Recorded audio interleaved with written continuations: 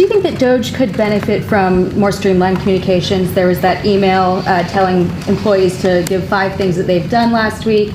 Agency heads then told people to ignore it, but Elon Musk... about the last email that was sent, where he wanted to know what you did this week. You know why he wanted that, by the way? I thought it was great, because we have people that don't show up to work and nobody even knows if they work for the government. So by asking the question, tell us what you did this week, what he's doing is saying, are you actually working? And then if you don't answer, like you're sort of semi-fired or you're fired, because a lot of people are not answering because they don't even exist. They're trying to find, that's how badly various parts of our government were run by, and especially by this last group.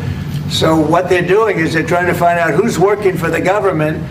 Are we paying other people that aren't working? And, you know, where's all that? Where's the money going? After Donald Trump spent the first month of his presidency alienating, abandoning, and attacking our allies, he was finally met face to face with one of them, French President Emmanuel Macron, who did not hold back in calling out Donald Trump and confronting him over his praise of dictators, but specifically Vladimir Putin. Now, there was a clip that already went kind of viral of Macron correcting Trump in the Oval Office, but what I thought was just a little bit more interesting is what he had to say in the press conference that followed, confronting Donald Trump for his praise of Putin and setting the record straight on how we should be treating Russia. It was an incredible clip, and I can't wait to get into it. But before we do, if I could quickly ask you to leave a like on this video, and if you haven't already and you enjoy our channel, to hit that subscribe button.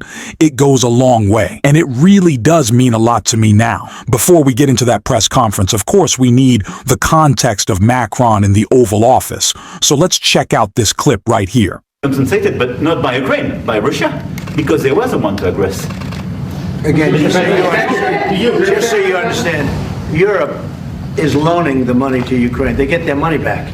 No, in fact, to be frank, we paid 60% of the total default, and it was through, like the US, loans, guarantee, grants, and we provided real money. To be clear, we have 230 billion frozen assets in Europe, Russian assets, but this is not as a collateral of a loan because this is not our belonging. So they are frozen. If at the end of the day in the negotiation we will have with Russia, they're ready to give it to us, super. It will be loan at the end of the day and Russia will have paid for that. If you believe that, it's okay with me. Mr. President, if they get their money back, we don't, and now we do. But, you know, that's only fair. Mr. President, it's really funny that any of our allies calling out work, correcting Donald Trump sound much more like an American president than Donald Trump ever could. They sound much more like liberal defenders of our democracy than Donald Trump ever will. It is just crazy to hear and really nice to see Donald Trump get fact-checked to his face. I'm sure he didn't exactly enjoy that one. But like I said, it only continued to get worse for him. Because after spending the week saying that Zelensky is somehow a dictator, which is crazy, that's an insult for Donald Trump. He wants to be a dictator. You'd think that's a positive for Trump, not a pejorative. But after spending this week with so much Putin praise, we saw Macron actually say how we should treat Putin in a clip that we're going to check out right here.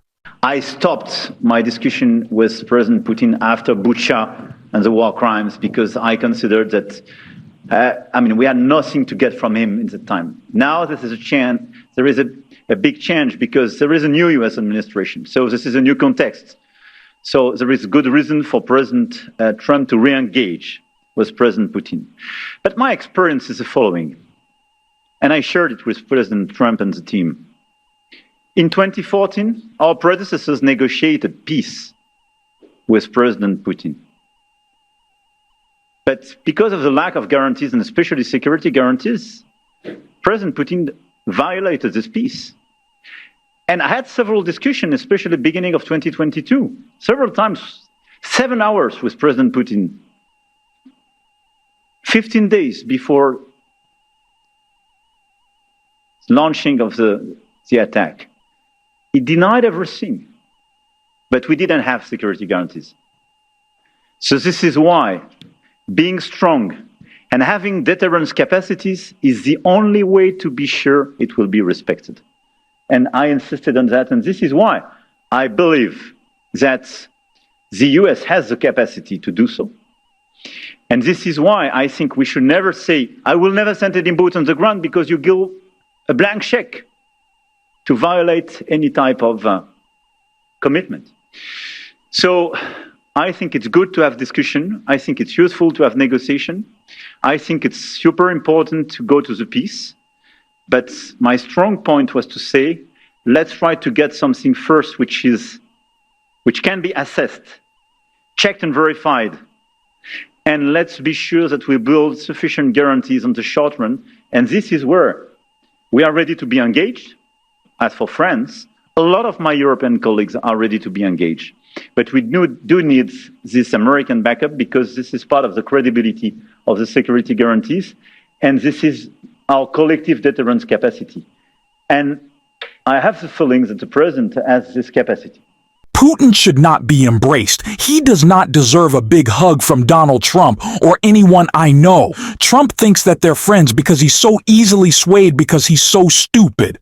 Anyone can win him over. One of the very scary parts of the presidency right now. How our allies are, maybe they're not abandoning us, but they certainly do feel abandoned.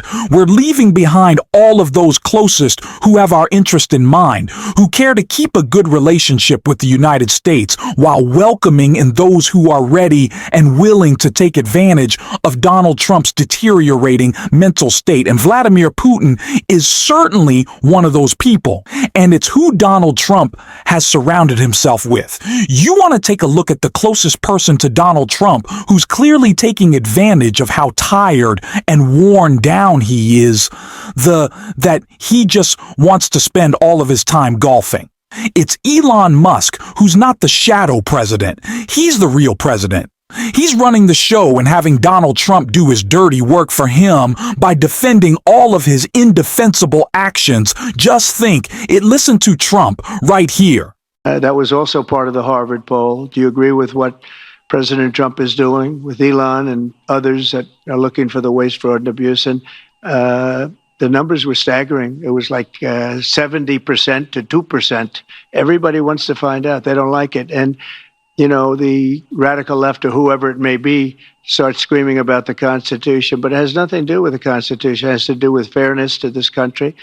It has to do with being ripped off. And when you read the things that all of these billions, and I mean many billions, hundreds of billions of dollars have been spent on, that's all you have to do is stand up here and read them. I could stand up all day and read the kind of things where we're spending all of this money. It's funny that he's not realizing what he is admitting, saying that, you know, Doge has nothing to do with the Constitution. No, it doesn't. You're violating the Constitution. You are breaking the law, concentrating every lever of our government into some ridiculous, nonsensical, like fake agency at this point that has nothing holding it back from ripping apart the most important agencies for keeping people fed, safe, secure, housed. Like, no, Donald, that does not have anything to do with the Constitution. That's not exactly how the founding fathers drew it up. I don't think that's what James Madison was thinking about when he was warning of the autocrat that you and Elon, I guess, collectively as a lump, are really don't think that that's what they had in mind. And they certainly didn't have in mind a siding with dictators. And of course, that's what this video was about at first. And so I want to close with that. And a call out that Bernie Sanders had that I've come back to a couple times just because I think it's so important. Every single day, Russia continues to rain down hundreds of missiles and drones on Ukrainian cities. Putin's forces have massacred civilians and kidnapped thousands of Ukrainian children, bringing them back to Russian re-education camps. These atrocities led the International Criminal Court to issue an arrest warrant for Putin in 2023 as a war criminal. Further, Trump called Ukrainian President Zelensky a dictator. That's not true either. Zelensky won 75% of the vote in free elections. In fact, his approval rating is higher than Trump's. In the midst of a brutal war, Ukraine's parliament continues to function and free and unfettered political debate takes place. Trump claimed that our European allies have done little to support Ukraine in its fight against Putin's invasion. He said the United States has contributed 3 times more than Europe. But that's another lie. In fact, Europe has provided more aid to Ukraine than the United States. But it's not just that Trump is lying again. That's not new. It's what this all reveals about where he wants to take our country, and in fact, the entire world. Trump is cozying up to Vladimir Putin. So who is Putin? And what kind of world does he want to build? Putin is a dictator who crushed Russia's movement toward democracy after the end of the Cold War. Russia holds sham elections every 6 years where Putin wins 90% of the vote, and authorities don't even try to hide their ballot stuffing. There is no freedom of speech or free media in Putin's Russia. Protests are violently suppressed. Tens of thousands of people are in prison for protesting Russia's invasion of Ukraine. Political dissidents are harassed or thrown into jail. The bravest, people like Alexei Navalny, are killed outright. Hundreds of thousands of Russians have fled Putin's brutal regime since his invasion of Ukraine. But Putin has maintained control in his country by offering Russia's oligarchs a simple deal. If you give me absolute power, I'll let you steal as much as you want from the Russian people. And that's why in a country where many are struggling economically, Russian oligarchs have stashed trillions of dollars in offshore tax accounts. That is the Russian leader that Trump admires. That is the Russian oligarchy that he supports. But that is not the perspective of the American people. We know, and we are proud of, the fact that the United States of America is the longest standing democracy in the world. We know that many hundreds of thousands of brave Americans over the years have fought and died to defend democracy. We also know that our allies in the world are those countries that believe in democracy, not authoritarianism. In this critical moment in our history, I hope that every American, regardless of political perspective, will stand tall and say yes to democracy, no to oligarchy, and no to authoritarianism. Thank you very much. It is clear what the right side of history is. Let's be on it. History will not be kind to Donald Trump, and neither should we. We have to call him out, and it's what we're going to do on this show every single day. And if you want to support that, as always, you can hit that subscribe button and leave a like on this video, and if you stuck around at the end, you can drop a blue heart in the comments, and until next time, I'll see you soon.